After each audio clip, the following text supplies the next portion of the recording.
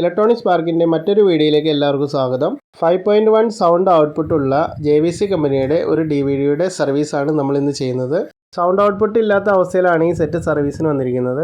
ഈ മോഡൽ സെറ്റുകൾ സർവീസ് ചെയ്യുമ്പോൾ ഒരു മെക്കാനിക്കിന് ഉണ്ടാകുന്ന ബുദ്ധിമുട്ടുകൾ ഈ വീഡിയോയുടെ അവസാനം വരുന്നുണ്ട്. അതുകൊണ്ട് തന്നെ ആദ്യം മുതലേ സ്കിപ്പ് ചെയ്യാതെ കാണണം. നമുക്ക് ഈ സെറ്റ് ഓപ്പൺ ചെയ്യാം. ഈ കാണുന്നതാണ് ഈ സെറ്റിൻ്റെ ഉൾഭാഗം. 5.1 ഔട്ട്പുട്ടുള്ള സെറ്റ് ആയതുകൊണ്ട് തന്നെ നല്ല വലിപ്പമുള്ളൊരു പവർ സപ്ലൈ കമ്പനി ഈ സെറ്റിന് കൊടുത്തിട്ടുണ്ട്. മാർ ബോർഡും ആംപ്ലിഫയർ ബോർഡും സെറ്റ് ചെയ്തിരിക്കുന്ന ഒരു PCBയിൽ തന്നെയാണ്. ഈ കാണുന്നതാണ് ഈ സെറ്റിന്റെ amplifier section. Class D amplifier ആണെങ്കിൽ പോലും വലിപ്പമുള്ള ഒരു ഹീറ്റ് സിങ്ക് തന്നെയാണ് കമ്പനി കൊടുത്തിരിക്കുന്നത്. ഹീറ്റ് സിങ്കിന്റെ അടിഭാഗത്തായി സൗണ്ട് ഔട്ട്പുട്ടിന് വേണ്ടി 4 IC ആണ് കൊടുത്തിരിക്കുന്നത്. മീറ്റർ വെച്ച് ചെക്ക് ചെയ്ത് കഴിഞ്ഞാൽ സൗണ്ട് ഔട്ട്പുട്ട് വരുന്ന ഭാഗത്ത് വോൾട്ടേജ് ആണ് കാണിക്കുന്നത്. അതുപോലെ തന്നെ സെറ്റ് ഓൺ ചെയ്ത് കഴിഞ്ഞാൽ IC ഓവറായി ഹീറ്റ് ആവുന്നുണ്ട്. മൾട്ടിമീറ്ററിൻ്റെ ഒരു പ്രോബ് സൗണ്ട് ഔട്ട്പുട്ടിൻ്റെ നെഗറ്റീവിലും ഒരു പ്രോബ് പോസിറ്റീവിലും കൊടുക്കുമ്പോൾ 18 വോൾട്ടാണ് കാണിക്കുന്നത്. സാധാരണ ആംപ്ലിഫയറുകളിൽ ഔട്ട്പുട്ടിൽ DC വോൾട്ട് വരുന്നത് ഓഡിയോ ICയുടെ കംപ്ലൈൻറ്റ് കൊണ്ട് തന്നെയാണ്. ഏതെങ്കിലും രീതിയിൽ ഷോർട്ട് സംഭവിച്ച് ICയിലേക്കുള്ള ഇൻപുട്ട് സിഗ്നലിൽ കൂടി വോൾട്ടേജ് പാസ്സായാൽ മാത്രമേ ഇങ്ങനെ ഔട്ട്പുട്ടിൽ വോൾട്ടേജ് കാണിക്കാറുള്ളൂ. ഈ 4 ICയും ഡാമേജ് ആയി പോയുള്ള കാരണം അങ്ങനെ എന്തോ ഷോർട്ട് സംഭവിച്ചുകൊണ്ടാണ്.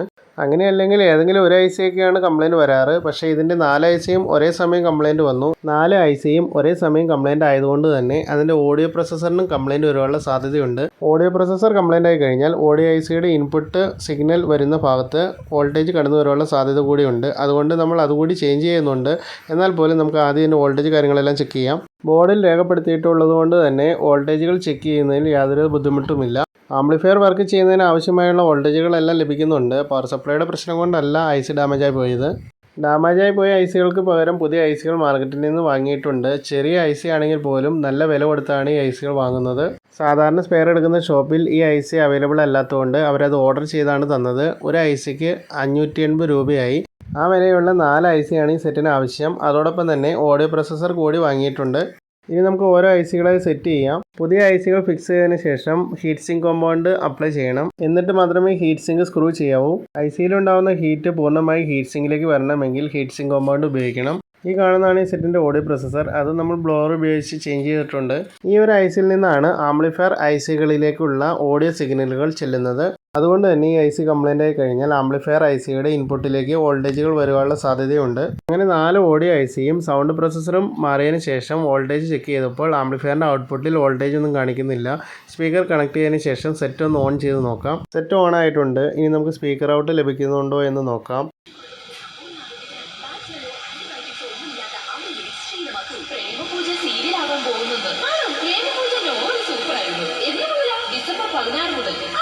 അങ്ങനെ ഈ സെറ്റിൻ്റെ സൗണ്ടിൻ്റെ കംപ്ലൈൻറ്റ് റെഡി ആയിട്ടുണ്ട്.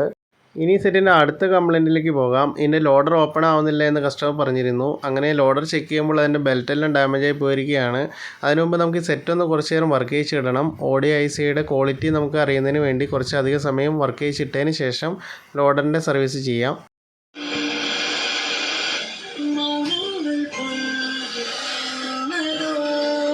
ഏകദേശം സെറ്റ് 2 മണിക്കൂർ വർക്ക് ചെയ്തു. അതിനുശേഷം സൗണ്ട് ഔട്ട്പുട്ട് കട്ടായി. ഓപ്പൺ ചെയ്ത് നോക്കിയപ്പോൾ ICയുടെ അവസ്ഥ ഇതാണ്. മാർക്കറ്റിൽ നിന്ന് ലഭിക്കുന്ന കമ്പോണൻറ്റുകൾ ഉപയോഗിച്ച് ഒരു സെറ്റ് റെഡിയാക്കുവാൻ ടെക്നീഷ്യന് കഴിയും. കുറച്ച് നാൾ മുമ്പ് വരെ ഒറിജിനൽ ICയും ഡ്യൂപ്ലിക്കേറ്റ് ICയും മാർക്കറ്റിൽ ലഭിക്കുമായിരുന്നു. ഇപ്പോൾ ഒറിജിനൽ IC ആയി വരുന്ന ICക്ക് മുമ്പുണ്ടായിരുന്ന ഡ്യൂപ്ലിക്കേറ്റ് ICയുടെ ഗുണനിലവാരം പോലും നമുക്ക് ലഭിക്കുന്നില്ല. അങ്ങനെയുള്ള സാഹചര്യങ്ങളിൽ ഒരു റിട്ടേൺ കംപ്ലൈൻറ്റ് വന്നു കഴിഞ്ഞാൽ സ്പെയർ വാങ്ങിയ പണം മുഴുവൻ ടെക്നീഷ്യൻ്റെ പോക്കറ്റിൽ നിന്ന് നഷ്ടപ്പെടാറാണ് പതിവ്. ആ സെറ്റ് റെഡിയാക്കുന്നതിന് വേണ്ടി അവനെടുത്ത എഫോർട്ടിന് പോലും ഒരു കസ്റ്റമറും വില കാണില്ല. അതുകൊണ്ട് തന്നെയാണ് ഈ മോഡൽ സെറ്റുകൾ സർവീസിന് എടുക്കുവാൻ ടെക്നീഷ്യന്മാർ മടിക്കുന്നത്.